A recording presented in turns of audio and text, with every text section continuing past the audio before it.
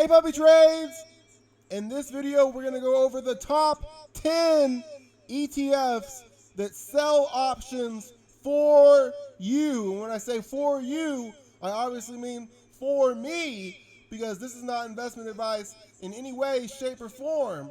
But a lot of people, they ask me, Puppy Trades, when can I start to take this investing thing really seriously? When can I start to make this my full-time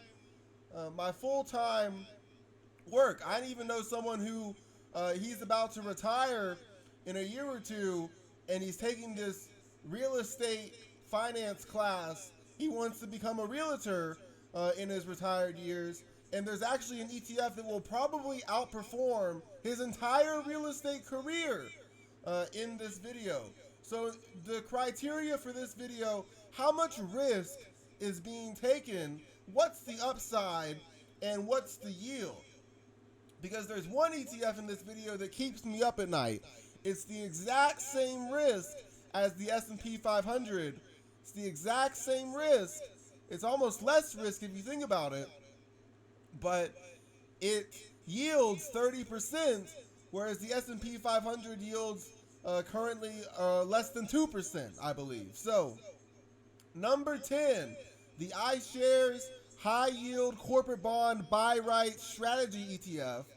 So what this ETF is going to do is it's going to sell 1 to 2% out of the money covered calls on HYG every month. So HYG is an ETF that sells high yield corporate bonds. They're riskier than LQD and TLT, but they have a higher yield. They have a higher yield in exchange for that. So HYGW is number 10. What could HYGW do? Well, for people with lots and lots of money, they could be in HYGW. Their downside risk is only in the bond market. And if they invested into HYGW and averaged in, they'd be looking at a 6% annualized return, 6.13% annualized return. And their only downside risk is in the high yield corporate bond market. Very similar to that 11.5% yield is number 9.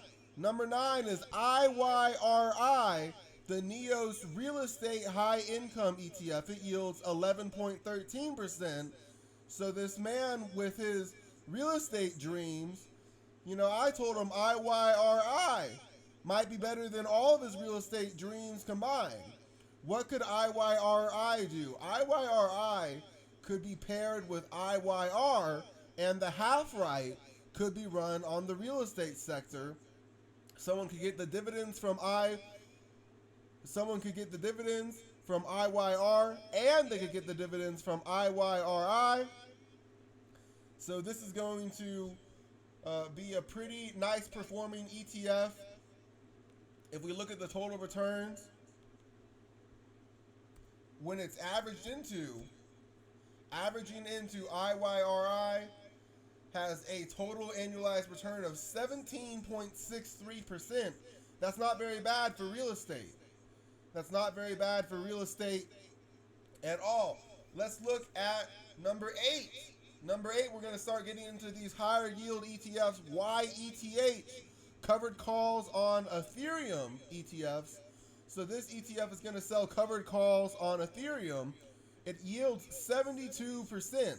So what could this be? Well, this could be paired with Ethereum ETFs themselves.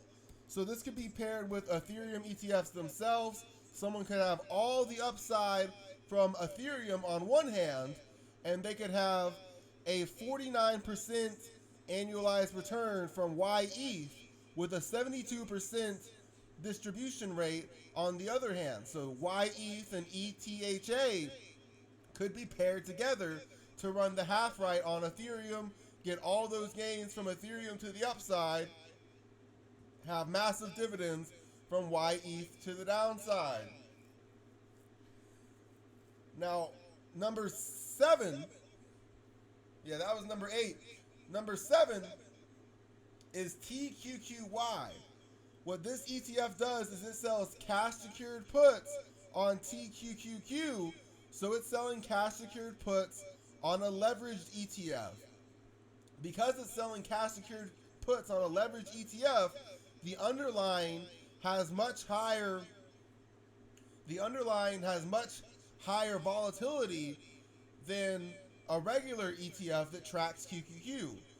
So what the kind of upside thesis with this is TQQY could be paired with the Nasdaq. Someone could collect a 50% dividend yield that's paid out every week, have 24.75% annualized returns, and they could pair uh, TQQY with the Nasdaq ETF QQQ or QQQM, and they could have unlimited upside to the Nasdaq and still be collecting a 50% annualized yield from TQQY. So what that would allow them to do is buy more shares of TQQY and QQQ every week. Every week. So this is an interesting one for retirees. How much money do they have in the NASDAQ? How much money could they be making from TQQY and the NASDAQ is the real question to ask. Very similar is number 6, Y Spy. So Y Spy is going to sell cash secured puts on a leveraged S&P 500 ETF. It's also going to yield 50%. It's also going to pay out these distributions weekly. So Y Spy, you could probably see where I'm going with this, could be paired with SPY itself or another S&P 500 ETF. If someone averages into Y Spy, they have total annualized returns of 27%. They could blend that with the S&P 500, and that total bucket would have a yield of 25% paid out every week. And they could have more shares of the S&P 500, and they could have more shares of Y Spy, increasing dividends and increasing upside exposure every month. Number 5, remember that risk we were talking about, GLDY, yields 39%, and it's selling covered calls on gold. So the reason this is so low on the list is it hasn't been around since gold has been in a bull market, so it only has total annualized returns of 4.55%. But what's going on here, very similar to real estate, very similar to high yield bonds, someone could retire off of gold itself, get a 34% yield from GLDY, blend it with OUNZ, and then the entire portfolio is gold based. Their only downside is how low can gold go? Can gold go to zero? It probably can't. They could reinvest in GLDY and OUNZ forever. So that was number 5 on the list. Sorry, that was number 6 on the list. Number 5 on the list is COYY. COYY yields a whopping 179%, selling cash secured puts on leveraged Coinbase ETFs like CONL. So it's selling cash secured puts on ETFs like CONL. The reason that it's only number 5 on the list despite the 180% yield paid weekly is that it hasn't been around too long, so we don't have that much performance history. But if someone is bullish Coinbase, they could be pairing Coinbase with COYY, collecting a 90% dividend paid out every week and have unlimited upside to Coinbase. They could retire off of Coinbase alone if they were that bullish. Very similar is NVYY, number 4. So NVYY is going to sell cash secured puts on NVDL, the leveraged NVIDIA ETF, with COYY and NVDL the kind of the real bullish thing is that they're selling cash secured puts on leveraged ETFs. So the leveraged ETFs have much higher implied volatility. That's why this ETF yields close to 100% paid out every week. I also like very little of the distributions so far have been return of capital. So it's going to show up as ordinary income. MSTY is number 3. So let's look at the total returns for NVYY as a standalone ETF. So the total returns of NVYY as a standalone ETF aren't going to show up on this page because it's a because I'm typing it in wrong. So it's going to show up on the stock total return calculator. It won't show up on the ETF total return calculator. But MSTY will. So MSTY is very similar to the next entry on this list, which is YBTC. Blindly averaging into MSTY has a total annual return of 66.97%. We'll call it 67%. And it has a dividend yield of 87%. Now, despite the NAV erosion, one of the reasons MSTY is so high on this list is because it can be paired with WNTR, which is running the very mirror strategy of MSTY, but it's doing it to the short side. This has a yield of 65%. So MSTY and WNTR could potentially be paired together to create a larger position. Remember, it's all about making as much money as possible by taking as little risk as possible. WNTR could help hedge the risk of MSTY. It could be 60 to 70% MSTY, 30 to 40% WNTR, and that position could be built seemingly indefinitely. There's a lot of risk to doing this. Both ETFs could suffer NAV erosion, but generally, if one is only going based on total returns, then MSTY could be paired with WNTR, and that would remove some of the downside risk, and that's why it's so high on the list. Number 2 on this list is YBTC. Now, there's a lot of Bitcoin covered call ETFs. There's BCCC, which I believe has a lower expense ratio. But YBTC's been around the longest. Blindly averaging into YBTC has a total annual return of 53%. So how bullish is someone on Bitcoin? This allows them to get the upside gains from Bitcoin. It's going to cap it a little bit, but we can see with the dividends, it's capturing this upside gain on Bitcoin. It's making money through the choppy periods as well. So very similar to YETH, YBTC could be paired with IBIT from BlackRock, and this ETF, this pair, could have all the upside from Bitcoin, and it could get covered calls from Bitcoin itself.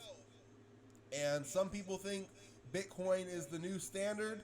Bitcoin is the new S&P 500.